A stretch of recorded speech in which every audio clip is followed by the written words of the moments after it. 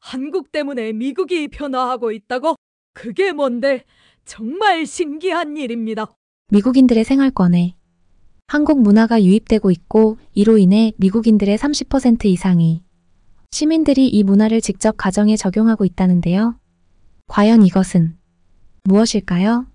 오늘의 사연은 CNN 기자가 이야기합니다. 바로 시작하겠습니다. 뉴스룸은 그야말로 통제된 혼란의 현장이었어요. 전화벨 소리가 울리고 사람들이 바쁘게 걸어 다니고 키보드 타자 소리가 끊임없이 들렸죠. 저는 그 소란 속에서도 제자리에서 이메일 하나를 읽느라 집중하고 있었어요. 제목은 이랬습니다. 새 프로젝트 한국의 실내 신발 문화. 처음엔 의아했어요. 신발이라니요? 사람들의 시선을 멈추게 할 만한 헤드라인도 아니었고 정치 스캔들이나 핫한 속보도 아니었어요. 하지만 이런 걸 단번에 무시하는 건 절대 안 된다는 걸 잘 알고 있었죠. 제 편집장인 도슨 씨는 이런 평범해 보이는 주제에서 숨겨진 이야기를 찾아내는데 천재적인 감각을 가지고 있었으니까요. 이런 이야기가 사람들의 시선을 바꿀 수 있다는 걸 저는 여러 번 목격했어요. 의자를 뒤로 젖히고 다시 한번 이메일 내용을 읽어봤어요. 이번 과제는 한국의 일반적인 수출품, 그러니까 K-팝이나 화장품과는 전혀 관계가 없었어요. 대신 훨씬 조용하고 섬세한 주제였죠. 한국에서 수백 년 동안 이어져 온 실내 신발 문화가 이제는 미국 가정에 자리 잡고 있다는 내용이었어요. 단순히 독특한 습관이 아니라 위생이나 건강, 심지어는 스타일 때문에 가족들이 이를 받아들이고 있다고 했죠. 최근 몇 년 사이에 실내 전용 신발의 판매량이 급증했고 유명 브랜드들이 이에 맞춘 상품 라인을 속속 출시하고 있다는 얘기까지 덧붙여져 있었어요. 그럼에도 불구하고 솔직히 좀 작아 보이는 이야기였어요. 이게 정말 CNN의 글로벌 포커스에 나갈 만한 가치가 있을까 싶었어요. 하지만 제 본능을 믿기로 했습니다. 겉으로 보기엔 단순해 보이는 이야기들도 파헤쳐보면 의외로 깊은 진실을 품고 있는 경우가 많았거든요. 제가 저널리스트로 일한 지난 6년 동안 배운 가장 큰 교훈이 바로 그거였어요. 작은 디테일 속에 가장 큰 진실이 숨어 있다는 거요. 노트북을 꺼내 계획을 세우기 시작했어요. 이번 과제는 두 가지로 나뉘었어요. 이 전통의 문화적 뿌리를 이해하는 것, 그리고 그것이 어떻게 미국인의 생활 방식을 바꾸고 있는지 탐구하는 것. 이를 위해선 출발점으로 가야 했죠. 한국, 서울이요. 그날 저녁이 되기 전에 이미 비행기 표를 예약했고 일정은 빠르게 채워지기 시작했어요. 공장 견학, 문화사를 연구하는 학자와의 인터뷰, 디자이너와의 만남까지. 바쁜 일정이었지만 이런 도전이 제겐 에너지를 주었어요. 이야기를 하나하나 파헤쳐가며 진실에 가까워지는 그 과정이 제가 이 일을 사랑하는 이유였거든요. 저녁이 되자 뉴스룸은 한산해졌지만 저는 여전히 제자리에서 자료를 뒤지고 있었어요. 읽으면 읽을수록 흥미로웠어요. 이건 단순히 신발에 관한 이야기가 아니었어요. 문화적 교류가 만들어내는 파급 효과에 대한 이야기였죠. 어떻게 보면 사소한 전통이 대양을 건너 다른 사람들의 삶에 영향을 미칠 수 있는지 그 과정이 궁금해졌어요. 숫자 뒤에 있는 사람들에 대해 생각하기 시작했어요. 이 전통을 지키고 있는 한국 사람들은 누구일까? 미국처럼 멀리 떨어진 곳으로. 이 문화가 퍼지는 걸 그들은 어떻게 느낄까? 그리고 이런 전통을 우리가 어떻게 받아들이고 적응하는지, 그것이 글로벌화된 세계에서 무엇을 의미하는지 궁금했어요. 아직 답은 없었지만 그 답을 찾고 싶다는 열망이 점점 커지고 있었어요. 이틀 뒤 저는 서울행 비행기에 몸을 실었어요. 14시간이라는 비행시간 동안 생각도 많이 하고 제 자신을 의심하기도 했어요. 이 이야기가 과연 충분한 깊이를 가지고 있을까? 혹시 과장된 유행일 뿐일까? 하지만 속으로는 이 이야기에 뭔가 특별한 게 있다는 확신이 들었어요. 이야기의 조각들이 점점 연결되는 느낌이었거든요. 비행기가 인천국제공항에 도착했을 땐 저녁 무렵이었어요. 비행기에서 내리자마자 차가운 공기가 느껴졌고 시차에도 불구하고 몸에 생기가 돌았어요. 공항은 매끄럽고 효율적이었는데 전통과 현대가 조화를 이루는 나라라는 첫인상에 딱 맞는 모습이었죠. 첫 번째 목적지는 서울 중심부에 위치한 호텔이었어요. 네온사인과 고층 빌딩으로 가득 찬 서울의 스카이라인이 저를 반겼습니다. 멀리 보이는 산맥이 그 배경을 이루고 있었죠. 이 도시는 살아있는 듯한 느낌이었어요. 언제나 활동이 멈추지 않는 그런 곳이요. 호텔에 도착하자마자 노트북을 꺼내 메모를 정리했어요. 첫 인터뷰는 다음날 아침에 예정되어 있었어요. 한국 전통 관습을 연구하는 문화사 학자와의 만남이었죠. 그 다음엔 실내 신발을 생산하는 공장을 방문하고 현대적으로 재해석한 디자이너와의 만남도 예정되어 있었어요. 하지만 제가 가장 기대하고 있던 건 전문가들이 아니었어요. 이 전통에 의해 일상이 영향을 받는 평범한 사람들, 가족들과 개인들을 만나는 것이었어요. 그곳에서야 이 이야기의 핵심을 찾을 수 있을 거라고 확신했거든요. 다음 날 아침 저는 경복궁 근처의 조용한 동네에 있는 학자의 사무실로 향했어요. 골목은 좁았고 기와지붕과 나무문이 특징인 전통 한옥들이 줄지어 있었어요. 마치 시간 여행을 하는 기분이었죠. 그 학자 김 박사님은 조용한 성격의 60대 남성이었어요. 한국 문화에 대한 깊은 지식을 가진 분이셨어요. 그는 실내 신발을 신는 관습이 유교에서 기원했다고 설명했어요. 유교는 집을 깨끗하게 유지하고 존중하는 것을 중요하게 생각했죠. 집은 성스러운 공간입니다. 그가 손짓하며 말했어요. 밖에서 신던 신발을 벗는 것은 외부 세계의 더러움과 혼란을 집 안으로 가져오지 않는다는 뜻이에요. 그는 이 전통이 수세기에 걸쳐 어떻게 진화했는지 하지만 그 본질은 어떻게 변하지 않았는지에 대해 말했어요. 이건 단순히 위생의 문제가 아닙니다. 그가 덧붙였어요. 이건 마음가짐에 대한 거예요. 평온함을 느낄 수 있는 공간을 만드는 것에 대한 거죠. 그의 말은 사무실을 나설 때까지도 제 머릿속에 맴돌았어요. 다음으로 향한 곳은 공장이었어요. 공장은 도시 외곽에 위치해 있었고 창고와 생산시설로 가득 찬 산업지역에 자리 잡고 있었죠. 공장 내부는 고무와 직물 냄새가 가득했어요. 작업자들은 다양한 색과 스타일의 슬리퍼를 조립하며 정교하게 움직이고 있었죠. 공장 매니저인 은정 씨와 이야기를 나눴는데 그녀는 한국뿐 아니라 해외에서도 실내 신발 수요가 점점 증가하고 있다고 말했어요. 미국 사람들도 이제 그 장점을 알아가고 있어요. 그녀는 미소를 지으며 말했죠. 이건 단순한 유행이 아니에요. 삶의 방식으로 자리 잡고 있어요. 그날 저녁 서울 거리를 걸으며 지금까지 배운 것들을 곱씹어 봤어요. 이 도시는 대조적인 모습이 공존하는 곳이었어요. 고대 사원이 첨단 기술의 빌보드 옆에 서 있고 전통시장이 현대적인 쇼핑몰의 그림자 아래에서 활기를 띠고 있었죠. 저는 이 이야기가 도시 자체와 닮았다고 느꼈어요. 처음엔 단순했어요. 한 문화적 관습이 새로운 곳으로 퍼진다는 이야기처럼 보였죠. 하지만 깊이 들여다볼수록 더 많은 층이 드러났어요. 이건 단순히 신발에 관한 이야기가 아니었어요. 정체성, 적응, 그리고 우리가 문화를 통해 어떻게 연결되는지에 대한 이야기였죠. 인천공항에 내리자마자 바쁘게 움직이는 발걸음과 겹쳐지는 안내방송 소리로 가득 찬 에너지가 느껴졌어요. 사람들 사이로 캐리어를 끌며 주위를 둘러보니 공항은 세련된 건축물과 효율적인 시스템 그리고 분주한 사람들로 넘쳐났습니다. 누군가는 빠르게 걸음을 재촉하고 또 다른 누군가는 여유롭게 거닐고 있었죠. 한국은 처음이었는데 이곳이 전통과 혁신이 공존하는 곳이라는 걸 한눈에 알 수 있었어요. 공항 밖으로 나가니 드디어 도시가 펼쳐졌습니다. 서울은 광활하면서도 생동감이 넘쳤어요. 유리로 된 고층 빌딩들이 수백 년 된 사찰 위로 긴 그림자를 들이우고 있었죠. 제 일정은 빡빡했어요. 공장 견학, 문화사를 연구하는 학자들과의 인터뷰, 그리고 신발 디자이너와의 만남까지. 일정 하나하나가 퍼즐 조각 같았어요. 한국의 실내 신발 문화가 어떻게 미국인의 생활 속으로 스며들고 있는지 이해할 기회였죠. 하지만 그때는 몰랐어요. 가장 중요한 퍼즐 조각이 공장도 전문가도 아닌 강남의 작은 아파트에서 나올 줄은요. 강남의 거리는 화려함과 일상적인 모습이 섞여 있었습니다.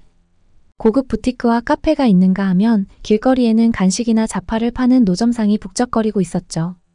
이날 제 가이드였던 박소연 씨를 바쁜 교차로 한쪽에서 만났습니다. 예상보다 젊어 보이는 분이었어요. 아마 30대 후반쯤? 따뜻한 미소와 차분한 태도가 바로 마음을 편하게 해줬습니다. 그녀의 아파트는 은행나무로 둘러싸인 조용한 고층 건물에 자리 잡고 있었어요. 외관은 평범했지만 집 안으로 들어서자 모든 것이 섬세하고 정갈하다는 느낌을 받았습니다. 현관은 작았지만 흠 하나 없이 깨끗했고 나무 신발장 위로 실내 슬리퍼가 깔끔하게 정리돼 있었어요. 그 위에는 한국어와 영어로 쓰인 작은 안내문이 있었습니다. 실내화로 갈아 신어주세요 라는 예의 바른 요청이 적혀 있었죠. 소연 씨가 신발장을 가리키며 슬리퍼를 신으라고 하셨고 저는 운동화를 벗고 실내화를 신었습니다. 슬리퍼는 가볍고 부드러웠어요. 처음에는 조금 어색했지만 금세 편안함이 느껴졌습니다. 그녀를 따라 거실로 들어가니 은은한 녹차향이 감돌고 있었습니다. 신발은 단순히 깨끗함을 유지하려는 게 아니에요. 소연 씨가 부드럽지만 단호한 목소리로 말하기 시작했어요. 집, 자신, 그리고 다른 사람들을 위한 존중과 배려를 만드는 거죠. 그녀의 말이 깊게 와닿았습니다. 우리는 낮은 나무 테이블에 앉았고 그녀는 작은 찻잔에 녹차를 따르며 차분하고 우아하게 움직이셨습니다. 집은 작지만 아늑했고 책장에는 책들이 가지런히 꽂혀 있었으며 얇은 커튼 사이로 햇살이 부드럽게 들어오고 있었습니다. 집안 모든 것이 그녀가 말하는 가치, 그러니까 신중함과 단순함 그리고 따뜻함을 그대로 담고 있는 것 같았어요. 녹차를 마시며 소연 씨의 이야기를 듣기 시작했어요. 그녀는 뉴욕에서 몇 년 동안 기업 마케팅 일을 했었다고 했습니다. 그러다 예상치 못한 일이 생겼죠. 어머니가 아프시면서 서울로 돌아오게 되었고 맨해튼의 빠른 삶과 유망했던 커리어를 뒤로 해야 했다고요. 처음엔 정말 힘들었어요. 그녀는 찻잔을 응시하며 고백하듯 말했어요. 문화도 다르고 일상도 다르고 제가 미국에서 쌓아온 삶과는 너무 동떨어져 있었거든요. 그녀의 어머니는 당시 70대 후반이셨고 수술 후 심각한 감염을 겪으셨다고 했습니다. 회복은 더디고 고통스러웠죠. 그런데 병원에서 퇴원한 후 어머니가 가장 먼저 고집하신 게 바로 실내 신발 전통을 다시 지키는 거였다고 했어요. 처음엔 우스꽝스럽다고 생각했어요. 그녀는 희미한 미소를 지으며 말했어요. 집안에서 무슨 신발을 신느냐가 왜 중요할까 싶었죠. 그런데 어머니는 단호하셨어요. 그건 단순히 세균을 막으려는 게 아니었어요. 안전하고 치유되는 환경을 만들겠다는 의미였던 거예요. 슬리퍼는 작지만 의미 있는 역할을 했습니다. 감염 위험을 줄이고 넘어질 위험도 줄여줬지만 그것만이 아니었어요. 어머니가 삶을 다시 통제할 수 있게 만드는 방법이었어요. 그녀는 조용히 말했어요. 건강도 존엄성도 이런 작은 의도적인 행동에서 시작된 거죠. 그녀의 이야기를 듣는 동안 자연스레 방 안을 둘러보게 됐어요. 소파 위 부드러운 쿠션부터 액자에 담긴 가족 사진까지 모든 것이 정성스럽게 배치된 느낌이었어요. 그 중에서도 제 시선을 끈 건 정원 앞에서 웃고 있는 젊은 여성이 담긴 흑백 사진이었어요. 소연 씨의 어머니 사진이었죠. 지금 84세세요. 그녀는 제가 사진을 보는 걸 눈치채며 말했어요. 그리고 저희가 상상했던 것보다 훨씬 잘 지내고 계세요. 매일 산책하시고 직접 요리도 하시고 심지어 식물도 돌보세요. 저는 이 모든 게 어머니가 지켜온 습관들, 특히 실내 신발 덕분이라고 믿어요. 그건 단순히 위생이 아니라 배려, 사랑, 그리고 회복의 상징이거든요. 그녀의 말이 저를 감싸는 담요처럼 따뜻하게 다가왔어요. 이건 단순히 문화적 관습에 대한 이야기가 아니었어요. 사람들에 대한 이야기였죠. 전통이 어떻게 사람들의 삶을 변화시키고 상처를 치유하며 세대를 이어주는지에 대한 이야기요. 집을 떠나기 전 소연 씨는 어머니 방을 보여주셨어요. 그 방은 조용하고 단정했어요. 은은한 조명과 깔끔하게 접힌 천이 놓인 작은 테이블이 있었습니다. 침대 옆에는 깨끗하게 닦인 하지만 사용감이 느껴지는 실내 슬리퍼 한 켤레가 놓여 있었어요. 마치 주인을 기다리고 있는 것처럼요. 어머니가 정말 만나 뵙고 싶어 하셨어요. 그녀가 약간 미안한 듯한 목소리로 말했어요. 하지만 오늘은 쉬셔야 해서요. 이번 주가 좀 힘드셨거든요. 저는 고개를 끄덕이며 그녀의 배려를 이해했습니다. 아파트 문을 나서 강남의 바쁜 거리로 돌아오니 느낌이 사뭇 달랐어요. 바깥 세상은 더 시끄럽고 빠르고 소연 씨 집안의 고요한 친밀함과는 너무나 대조적이었죠. 겉으로 보기엔 단순한 슬리퍼 한 켤레였어요. 하지만 소연 씨와 그녀의 어머니 그리고 수많은 사람들에게 그건 훨씬 더 깊은 의미를 가지고 있었어요. 세대를 잇는 다리가 되고 배려의 표현이 되고 회복의 상징이 되었던 거죠. 호텔로 돌아가는 길 저는 이전에 느껴본 적 없는 명확함이 머릿속에 맴돌았습니다. 이 이야기는 단순히 신발이나 유행에 대한 게 아니었어요. 그 뒤에 숨은 인간적인 연결에 대한 이야기였죠. 처음으로 제가 세상과 나누고자 했던 이야기의 무게가 실감났습니다. 비가 부슬부슬 내리던 수요일 아침 저는 서울대학교에 도착했습니다. 넓은 캠퍼스는 우산을 든 학생들로 활기가 넘쳤고 그 모습이 마치 알록달록한 버섯밭 같았습니다. 공중보건학과로 향하면서 노트와 녹음기를 꼭 쥐고 있었어요. 단순한 신발 문화를 넘어서 그 안에 숨겨진 과학적 의미를 알아내고 싶었거든요. 저는 생활습관과 건강에 미치는 영향을 연구하는 김현우 교수님과 만나기로 했습니다. 교수님의 연구는 실내화 문화가 건강에 미치는 긍정적 효과를 다룬 여러 논문에서 인용된 바 있었죠. 교수님 사무실에 들어서자 깔끔하게 정돈된 모습이 먼저 눈에 들어왔습니다. 실외화는 보이지 않았고 대신 문 옆에 놓인 선반에 실내화가 가지런히 정리되어 있었습니다. 저는 준비된 실내화를 신었는데 부드럽고 편안한 감촉이 묘하게 안정감을 줬습니다. 김 교수님은 따뜻하게 저를 맞아주셨습니다. 40대 초반으로 보이는 교수님은 날카롭고 열정적인 눈빛을 지니고 계셨어요. 교수님은 회의실로 저를 안내하셨고 테이블 위에는 이미 차트와 그래프, 사진들이 준비되어 있었습니다. 우리는 오래전부터 생활 공간의 청결을 중요시해왔어요. 교수님은 집안의 박테리아 수준을 보여주는 차트를 가리키며 설명을 시작하셨습니다. 이건 단순한 전통이 아니에요. 실질적인 이유가 있죠. 그러면서 교수님은 실외화에서 발견된 박테리아를 확대해 놓은 이미지를 건네주셨습니다. 그 장면은 충격적이었어요. 겉으로 보기에는 깨끗한 신발도 수천 개의 세균을 품고 있더군요. 이런 미생물들은 어디서 나옵니다. 공중화장실, 거리, 공원까지요. 교수님은 말씀을 이어가셨습니다. 이런 신발을 신고 집 안으로 들어오면 그 모든 세균이 집 안으로 들어옵니다. 바닥, 가구, 심지어 음식까지 오염시킬 수 있어요. 저는 이미 빠르게 메모를 적으며 생각이 복잡해졌습니다. 이렇게 많은 먼지와 세균이 집으로 들어온다는 사실이 섬뜩하게 느껴졌어요. 교수님은 또 다른 그래프를 보여주셨습니다. 실내화를 사용하는 가정과 그렇지 않은 가정의 차이를 비교한 것이었죠. 결과는 놀라웠습니다. 실내화를 사용하는 가정의 바닥에서는 박테리아가 57%나 적게 검출되었고 그 집들은 더 깨끗하고 건강하며 심지어 냄새까지 좋다고 했습니다. 그 다음 교수님은 호흡기 질환과 관련된 차트를 꺼내셨습니다. 실내화를 사용하는 가정에서는 호흡기 감염률이 낮게 나타났어요. 특히 아이들이나 노인이 있는 가정에서는 더욱 중요하죠. 교수님은 잠시 멈추시며 진지한 표정을 지으셨습니다. 코로나19 팬데믹 동안 이 습관은 생명을 구하기도 했습니다. 단순히 마스크를 쓰거나 손을 씻는 것만이 아니었어요. 바이러스를 생활 공간으로 들이지 않는 것이 핵심이었죠. 이 말을 들으면서 제가 처음에는 단순히 흥미로운 문화로만 생각했던 실내화, 문화가 얼마나 강력한 도구인지 깨닫게 됐습니다. 이건 단지 바닥을 깨끗하게 유지하는 것 이상의 의미였어요. 가족, 나아가 공동체를 보호하는 방법이었죠. 그 다음 교수님은 저를 젊은 연구원 이준호 씨와 소개해 주셨습니다. 이 연구원은 실내화 문화가 환경에 미치는 영향을 연구한 논문이 저자였어요. 이 씨는 재활용 소재로 만들어진 친환경 실내화를 보여주셨습니다. 이게 다음 단계입니다. 그는 실내화를 들어 보이며 말했습니다. 우리는 단순히 위생을 개선하는 것뿐만 아니라 쓰레기도 줄이고 있어요. 이 실내화는 오래 사용할 수 있고 다 사용하면 다시 재활용할 수 있습니다. 그는 실외화 사용이 줄어들수록 신발의 마모가 줄어들고 따라서 폐기되는 신발 수도 줄어든다고 설명했습니다. 저는 기존 신발 제조와 폐기가 얼마나 큰 환경 오염을 유발하는지 배웠어요. 그런데 실내화 문화를 도입하면서 자연스럽게 실외화의 수명을 늘리고 쓰레기를 줄이며 환경 발자국을 줄일 수 있다는 사실이 놀라웠습니다. 이 설명을 들으면서 작은 변화가 얼마나 큰 영향을 미칠 수 있는지 새삼 깨닫게 됐습니다.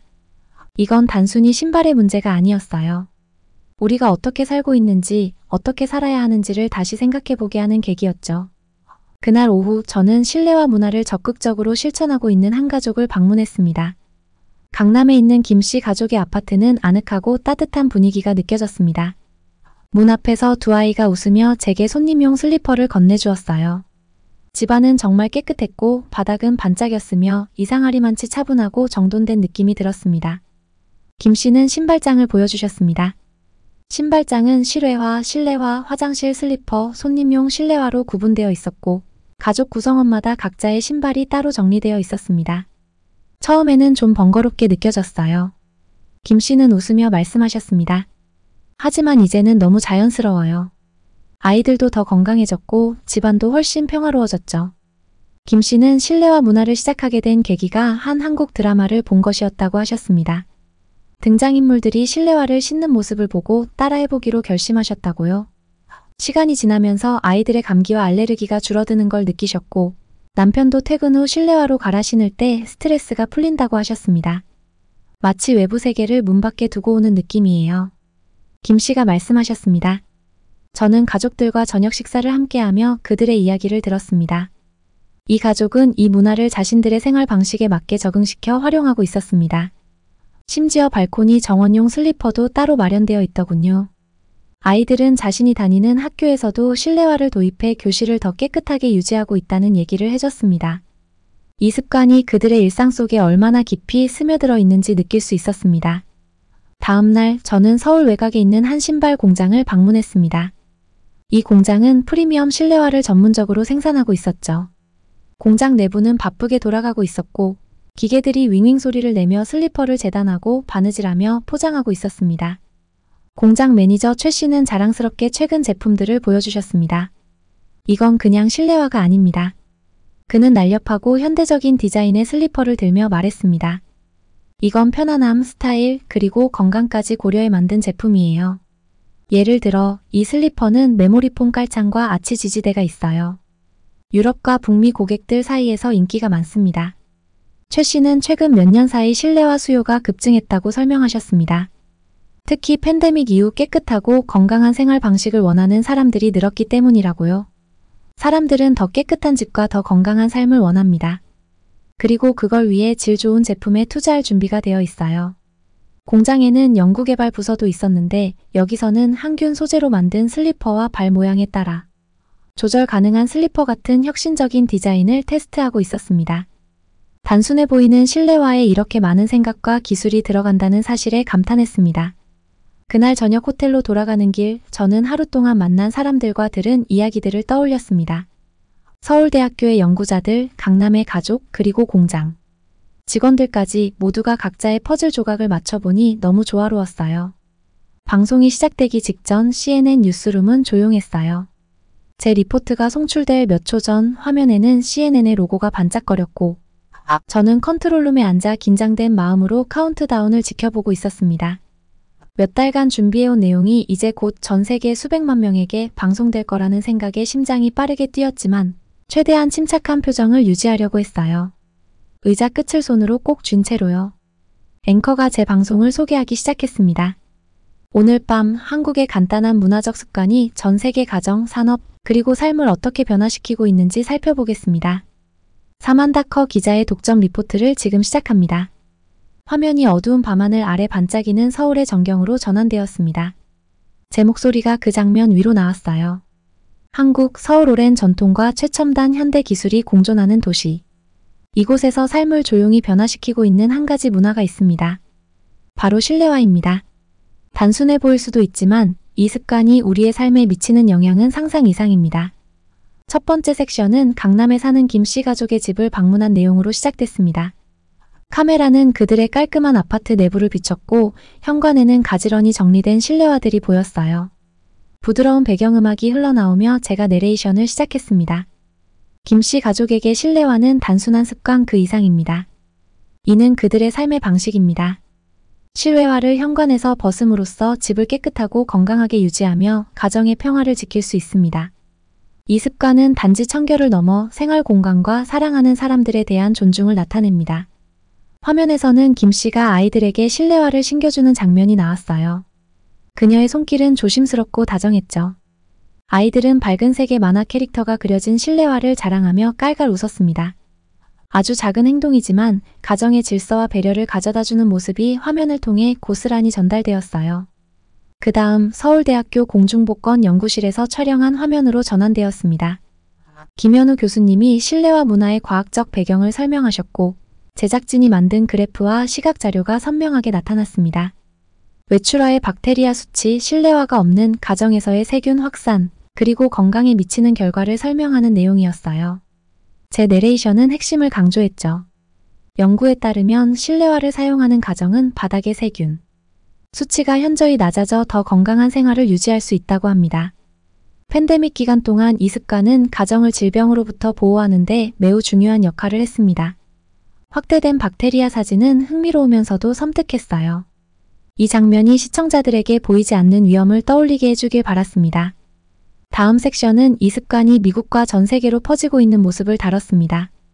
화면에는 뉴욕의 한 신발 가게가 나왔는데 실내화 전문 매장이었어요. 손님들이 세련되고 현대적인 디자인의 실내화를 고르는 모습이 비춰졌습니다. 한 손님은 한국 드라마를 보고 실내화 사용을 시작했다고 말했습니다. 처음엔 TV에서 본 장면일 뿐이었어요. 그런데 집에서 실내화를 사용해보니 바로 효과가 느껴지더라고요.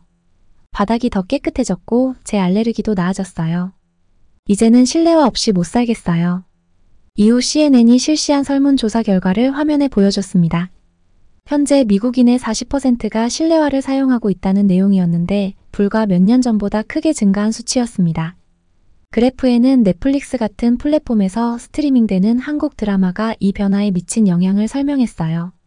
드라마 속 등장인물들이 실외화를 벗고 편안한 실내화를 신는 짧은 장면들이 시청자들에게 강한 인상을 남겼던 거죠. 리포트에서 제가 가장 좋아했던 부분은 신발 공장을 방문했던 장면이었습니다. 화면은 공장에서 일하는 직원들의 리드미컬한 움직임과 에너지를 담았고 카메라는 실내화를 바느질하고 자르고 포장하는 과정을 세세히 보여줬습니다. 제가 내레이션으로 공장의 혁신성을 강조했습니다. 이건 단순한 실내화가 아닙니다. 편안함, 건강, 지속 가능성을 위해 설계된 제품들입니다. 메모리폼 깔창부터 항균 소재까지 한국의 실내화는 품질과 기능성의 새로운 기준을 세우고 있습니다. 방송은 환경적 이점에 대해서도 다뤘습니다. 화면에는 신발로 가득 찬 쓰레기장이 비춰졌는데 패스트 패션이 만든 폐기물 문제를 보여주는 장면이었어요. 그 다음에는 재활용 소재로 만들어진 친환경 실내화가 소개되었습니다. 실외화의 수명을 연장하고 지속 가능한 소재로 실내화를 제작함으로써 이 습관은 쓰레기를 줄이는 데도 기여하고 있습니다. 작은 변화지만 그 효과는 큽니다. 마지막 섹션은 개인적인 이야기에 초점을 맞췄습니다. 제가 강하게 감명받았던 박소연 씨의 사연이었죠. 아늑한 아파트에 앉아 소연 씨는 실내화가 병환 중인 어머니의 건강회복에 어떻게 도움을 줬는지 이야기했습니다. 화면은 그녀가 어머니에게 부드럽고 지지력이 좋은 실내화를 신겨드리는 따뜻한 장면을 담았습니다. 소연 씨에게 실내화는 단순히 위생을 위한 것이 아닙니다. 제 내레이션이 이어졌습니다. 그건 사랑과 배려의 표현입니다. 어머니의 건강을 지키며 동시에 편안함과 존엄성을 드리고 있는 거죠. 방송은 감동적인 장면으로 끝났습니다. 소연 씨의 어머니가 천천히 그러나 안정감 있게 거실을 걸으시는 모습이었어요. 미소를 머금은 그녀의 표정은 단순한 행동 하나가 얼마나 큰 변화를 가져올 수 있는지 보여줬습니다. 방송이 끝났을 때 저는 안도와 자부심을 동시에 느꼈습니다. 앵커가 화면에 다시 등장해 따뜻한 목소리로 말했어요. 사만다 기자님, 정말 놀라운 리포트였습니다. 신발 하나가 이렇게 광범위한 영향을 미칠 수 있다는 게 감탄스럽네요. 방송은 끝났지만 이야기의 시작은 이제부터였습니다. 몇 분 만에 SNS는 시청자들의 반응으로 뜨거워졌어요. 사람들은 자신들의 실내화 사진을 올리며 CNN을 태그하고 사연을 공유했습니다. 처음으로 이 습관을 시도해보겠다는 사람도 있었고 이미 한국 드라마를 보고 실천하고 있었다는 사람들도 많았죠. 다음날 아침 제 이메일함은 메시지들로 가득 찼습니다. 시카고의 한 어머니는 서울 여행 후 가족에게 이 습관을 도입했는데 방송을 보고 뿌듯했다고 전했어요. LA의 한 선생님은 학교에서 교실 청결을 위해 실내화 사용 프로그램을 시범적으로 시작했다고 했고 뉴욕의 한 의사는 병원에서도 비슷한 시스템을 도입할 계획이라고 했습니다. 가장 감동적이었던 메시지는 텍사스에 사는 12살 소년에게서 온 것이었어요. 어젯밤 부모님께 방송을 보여드렸고 우리 가족 모두 실내화를 사용하기로 했어요. 집이 깨끗하고 안전해지는 기분이에요. 이런 걸 가르쳐 주셔서 감사합니다. 돌이켜보니 이건 단순히 신발에 관한 이야기가 아니었습니다. 작은 변화가 파문처럼 퍼져나가 더 큰 변화를 만들어내는 과정에 관한 이야기였어요. 자신과 가족, 그리고 우리가 사는 공간을 존중하는 삶의 방식에 대한 이야기였습니다. 무엇보다 서로의 문화를 배우며 더 건강하고 행복한 삶을 만들어가는 힘을 보여주는 이야기였죠. 애틀랜타로 돌아가는 길에 한국을 다시 회상해보니 이번 취재는 너무도 보람 있었어요. 즐겁게 보셨다면 구독과 좋아요 부탁드립니다. 여러분들의 관심이 영상 제작에 큰 도움이 됩니다. 그럼 좋은 하루 되세요.